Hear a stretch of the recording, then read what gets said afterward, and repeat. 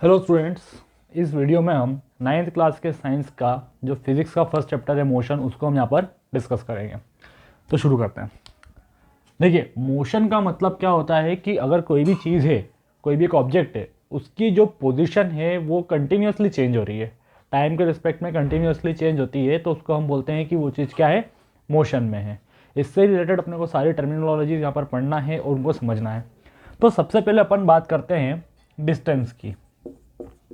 तो सबसे पहले जब हम बात करते हैं डिस्टेंस की, तो कोई भी एक पॉइंट ये हो गया और एक पॉइंट ये हो गया। सपोज करिए ये आपका स्कूल है और ये आपका घर है, होम है। अब यहाँ से आप घर जाने के लिए आपके पास बहुत सारे रास्ते हो सकते हैं। आप ऐसे करके यूं करके जा सकते हो, ऐसे करके जा सकते हो, या डायरेक्ट जा सकते हो। तो ऐसे जो अलग अलग जो पाथ कवर होता है, जिस पाथ को हम कवर करते हैं हमारी डिस्टेंस को एक पॉइंट से दूसरे पॉइंट तक जाने के लिए, उसे हम क्या बोलते हैं, डिस्टेंस बोलते हैं। दूसरा, इसी की जब हम बात करें तो दूसरी एक और चीज़ होती है यहाँ पर डिस्प्लेसमेंट।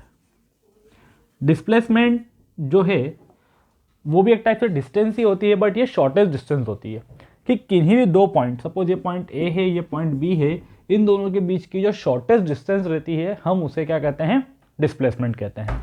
अब हम बात करते हैं यहाँ पर कि डिस्टेंस और डिस्प्लेसमेंट में क्या क्या डिफरेंस होंगे। तो सबसे पहले हम बात करते हैं कि जो डिस्टेंस है वो है आपकी स्केलर क्वांटिटी। अब स्केलर मतलब क्या होता है कि इसके अंदर सिर्फ हमें क्या चाहिए, मैग्नीट्यूड चाहिए, हमें सिर्फ मैग्नीट्यूड चाहिए। डायरेक्शन की रिक्वायरमेंट यहाँ पर नहीं है, डायरेक्शन की रिक्वायरमेंट यहाँ पर नहीं है। मतलब आप इस पॉइंट से इस पॉइंट तक जाने के लिए आप इस डायरेक्शन से भी जा सकते हो, आप इस डायरेक्शन से भी जा सकते हो, आप चाहो तो ऐसे घूम के यहाँ से भी जा सकते हो, ये डिपेंड करता है। तो डिस्टेंस जो रहता है, पाथ कवर रहता है, उसमें डायरेक्शन की कोई ज़रूरत नहीं है। लेकिन जब मैं बात करता हूँ डिस्प्लेसमेंट की, तो डिस्प्लेसमेंट आपका है वेक्टर क्वांटिटी। क्या है, वेक्टर क्वांटिटी। वेक्टर क्वांटिटी इसका मतलब ये होता है कि इसके अंदर जो है आपको मैग्नीट्यूड तो चाहिए ही चाहिए, प्लस डायरेक्शन भी चाहिए। क्योंकि अगर मुझे किन्हीं भी दो पॉइंट के बीच की शॉर्टेस्ट डिस्टेंस चाहिए तो मुझे सिर्फ इसी पाथ से जाना पड़ेगा, तो ही मैं शॉर्टेस्ट डिस्टेंस कवर कर पाऊंगा। इसलिए इसको हम क्या बोलते हैं, डिस्प्लेसमेंट बोलते हैं। अच्छा, ये जो डिस्टेंस है ये हमेशा या तो ज़ीरो हो सकती है या पॉजिटिव हो सकती है। अब पॉजिटिव और ज़ीरो हो सकती है, लेकिन जो हमारा डिस्प्लेसमेंट है ये डिस्प्लेसमेंट पॉजिटिव भी हो सकता है, नेगेटिव भी हो सकता है, और हमारा ज़ीरो भी हो सकता है। सपोज कीजिए कि यहाँ से किसी इंसान ने चलना चालू करा, वो पूरा यहाँ पर जाके वापस इसी पॉइंट पर आ गया, तो उसने कुछ डिस्टेंस तो कवर करी क्योंकि उसने पूरा एक पाथ कवर करके आया है, लेकिन उसका डिस्प्लेसमेंट क्या होगा, ज़ीरो होगा, उसका डिस्प्लेसमेंट ज़ीरो होगा। और अगर मैं इसको रेफरेंस पॉइंट मान रहा हूँ, तो इससे जब मैं पीछे की तरफ आ रहा हूँ, नेगेटिव का मतलब ये नहीं है कि इंसान उल्टा चल रहा है या कोई भी चीज़ उल्टी आ रही है। हमें किसी भी चीज़ को एक रेफरेंस पॉइंट माना जाता है। उस पॉइंट से एक तरफ अगर मैं आगे बढ़ रहा हूँ तो वो हो जाता है पॉजिटिव, और जब मैं दूसरी तरफ बढ़ रहा हूँ तो वो हो जाता है नेगेटिव। तो इस तरीके से जो आपका डिस्प्लेसमेंट है वो पॉजिटिव भी हो सकता है, वो नेगेटिव भी हो सकता है, और वो ज़ीरो भी हो सकता है। एसआई यूनिट की बात करें तो डिस्टेंस की एसआई यूनिट भी मीटर होती है और डिस्प्लेसमेंट की एसआई यूनिट भी मीटर होती है। जनरली हम सारी यूनिट्स को मीटर, किलोग्राम, सेकंड, ये जो एसआई यूनिट्स है इसी में लेकर चलते हैं। अगर कोई यूनिट दूसरे सिस्टम में दे रखी है तो फिर हमें उसे इसमें कन्वर्ट करना पड़ता है। तो ये छोटा सा एक ब्रीफ डिस्क्रिप्शन था कि डिस्टेंस क्या होता है और डिस्प्लेसमेंट क्या होता है। इसके बाद हम आगे बढ़ेंगे।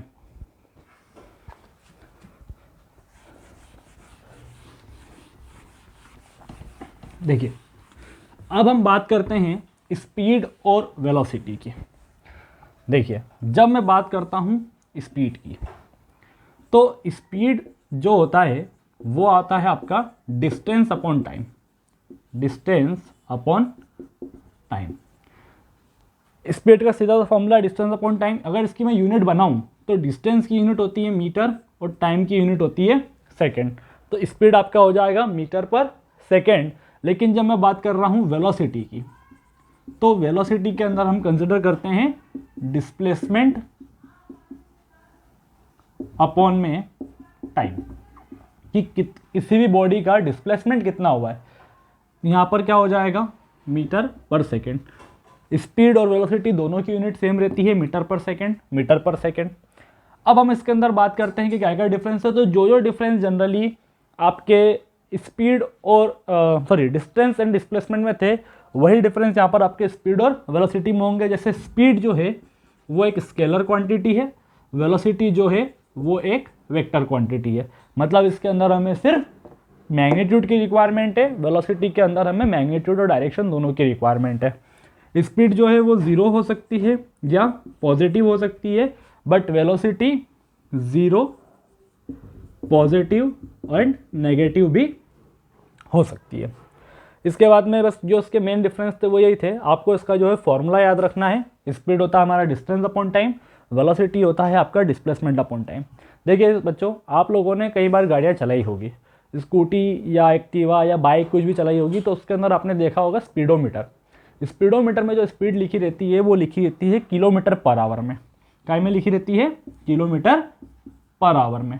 अब किलोमीटर पर आवर में क्यों लेते हैं, क्योंकि जब स्पीड की ऐसा यूनिट मीटर पर सेकेंड है तो उसको हम किलोमीटर पर आवर में क्यों लेते हैं, क्योंकि किसी भी मीटर से ये मेज़र कर पाना कि एक ऑब्जेक्ट एक सेकंड में कितने मीटर चला है, एक ऑब्जेक्ट एक सेकंड में कितने मीटर चला है, वो थोड़ा डिफिकल्ट रहता है, क्योंकि ये बहुत स्मॉल यूनिट है। मीटर भी एक देखा जाए तो एज कम्पेयर टू किलोमीटर छोटी यूनिट है, और जो आवर है, जो सेकंड है, वो भी है आवर के कंपैरिजन में एक छोटी यूनिट है। तो इसके लिए हम क्या करते हैं कि स्पीड की जो जनरल यूनिट है वो किलोमीटर पर आवर भी लेते हैं। तो यहाँ पर सीधा सा कंसेप्ट है, हमें कोई भी वैल्यू अगर किलोमीटर पर आवर में दी हुई है तो उसे हम मीटर पर सेकंड में कन्वर्ट करना रहेगा। तो अपन बात करते हैं किलोमीटर पर आवर, तो 1 किलोमीटर में होते हैं हमारे 1000 मीटर और 1 आवर में होते हैं हमारे 3600 सेकेंड। तो जब इसको मैं कैंसिल करूँगा तो यहाँ पर मेरे पास बच जाएगा 5/18, मतलब 1 किलोमीटर पर आवर की वैल्यू 5/18 मीटर पर सेकेंड होगी। तो जब भी आपको किलोमीटर पर आवर से मीटर पर सेकेंड में चेंज करना है तो आपको 18/15 से मल्टीप्लाई करना 5/18 से मल्टीप्लाई करना रहेगा, और जब भी मीटर पर सेकेंड से किलोमीटर पर आवर में कन्वर्ट करना है तो आपको 18/5 से मल्टीप्लाई करना रहेगा। तो इस तरीके से ये जो है नॉर्मली आपका स्पीड और डिस्प्लेसमेंट है, और यहाँ पर इसका कन्वर्जन है। अब हम इसमें आगे बढ़ते हैं।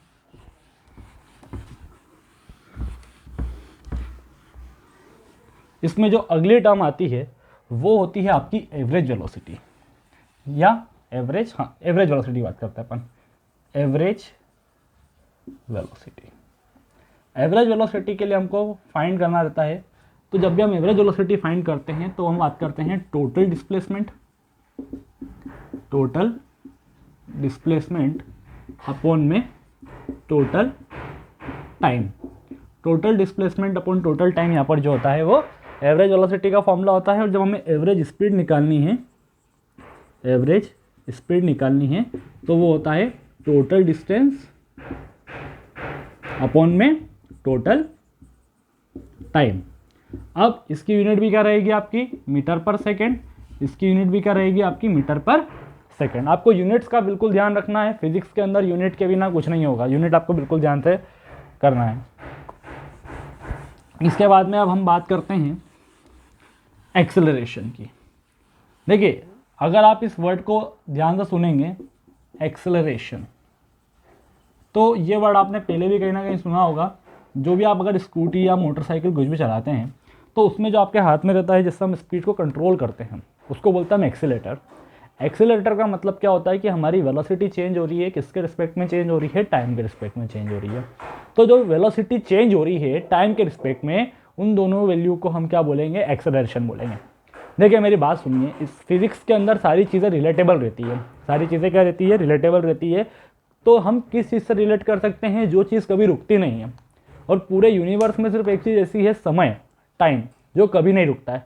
1 सेकंड के लिए भी टाइम कभी नहीं रुकता। तो हम किसी भी चीज़ को अगर हमें कंपेयर करना है या हमें उससे रिलेट करना है तो हम टाइम के रिस्पेक्ट में कर सकते हैं। जैसे अपन नॉर्मली बात करते हैं, आपका सुबह 7 बजे स्कूल लगता है, तो 6:30 बजे आपकी पोजीशन कहाँ पे रहती है, घर पे। 7 बजे आप कहाँ आ जाते हो, स्कूल आ जाते हो। 7 बजे से लेकर 2 बजे तक आप स्कूल में रहते हो, 2 बजे छुट्टी हो जाती है। तो इस तरीके से जो है आपकी पोजीशन किसके रिस्पेक्ट में चेंज हो रही है, टाइम के रिस्पेक्ट में चेंज हो रही है। तो इसलिए हम कोई भी चीज़ लेते हैं तो किसके रिस्पेक्ट में लेते हैं, टाइम के रिस्पेक्ट में लेते हैं। तो जब हम बात करते हैं एक्सेलरेशन की, तो यहाँ पर एक्सेलरेशन का मतलब होता है चेंज इन वेलोसिटी अपॉन में time interval, change in velocity upon में time interval, change in velocity upon में टाइम इंटरवल। इसकी जब मैं यूनिट बनाऊंगा तो वेलोसिटी की यूनिट होती है मीटर पर सेकेंड, टाइम की यूनिट होती है सेकेंड, तो ये हो जाएगा मीटर पर सेकेंड स्क्वायर। तो ये जनरली हमारे पास एक्सेलरेशन का फॉर्मूला यहाँ पर बन जाता है।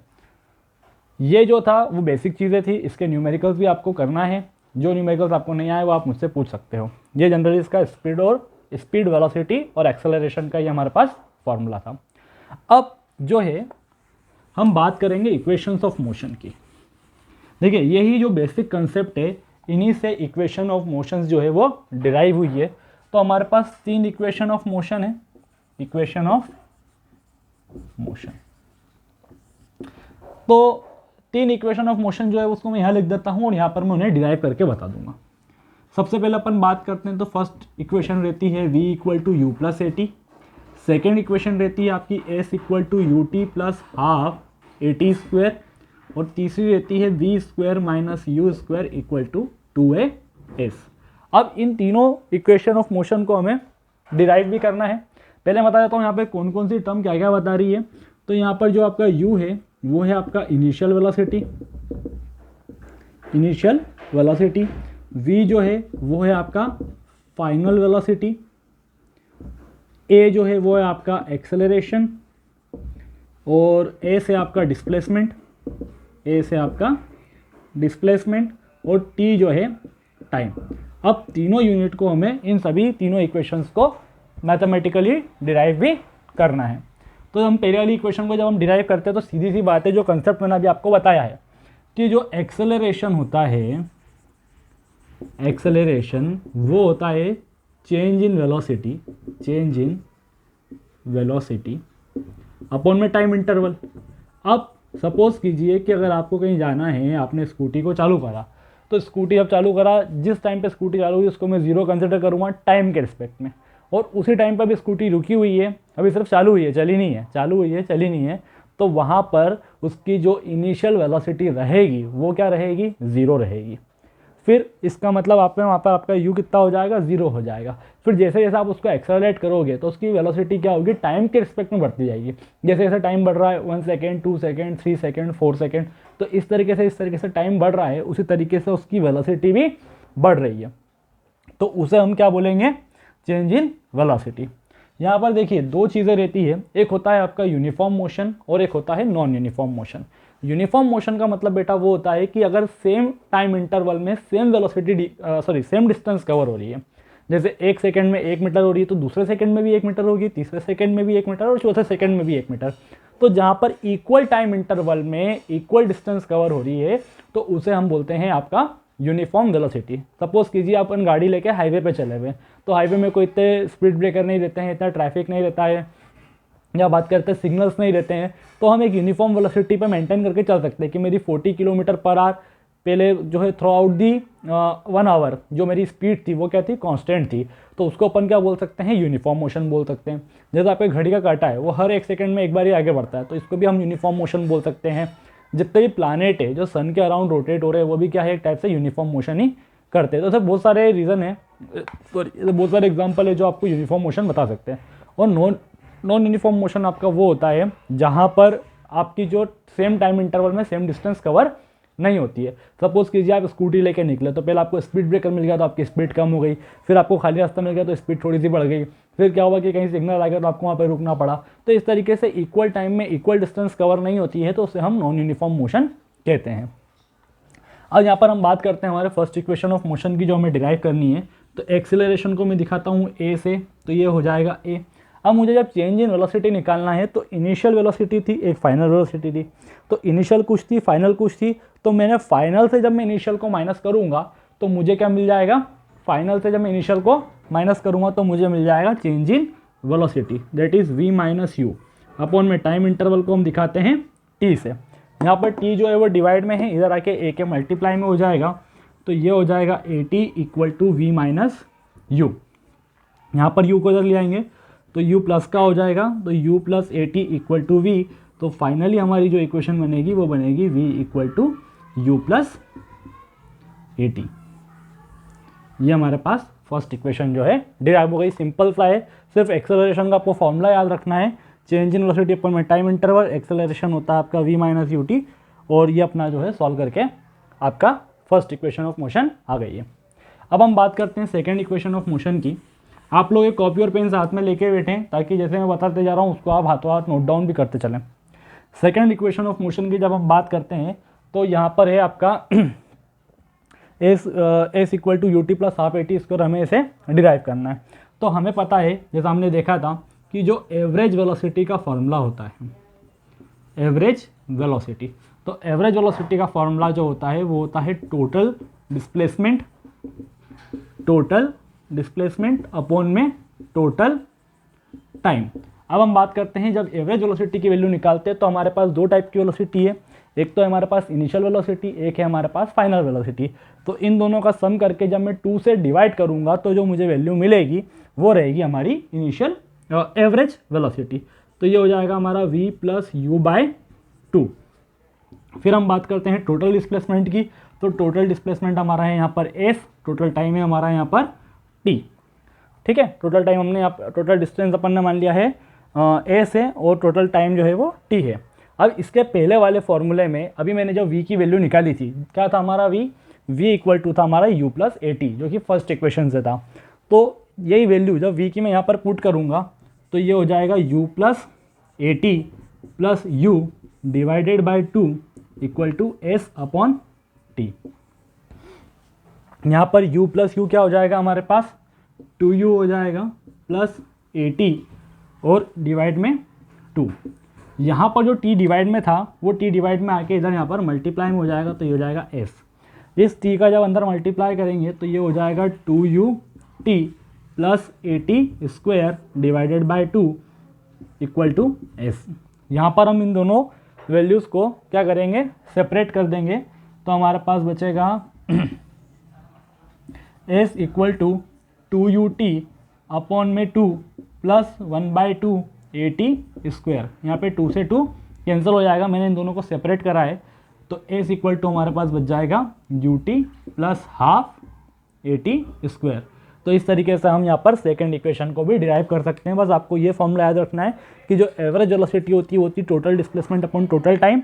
एवरेज वेलोसिटी का जो रहेगा वो रहेगा v प्लस यू बाई 2, और v की जगह पर हम जो उसकी वैल्यू है u प्लस ए टी उसको हम पुट कर देंगे। तो ये हमारा इजीली तरीके से ये सेकंड इक्वेशन ऑफ मोशन भी हमारी डिराइव हो जाएगी।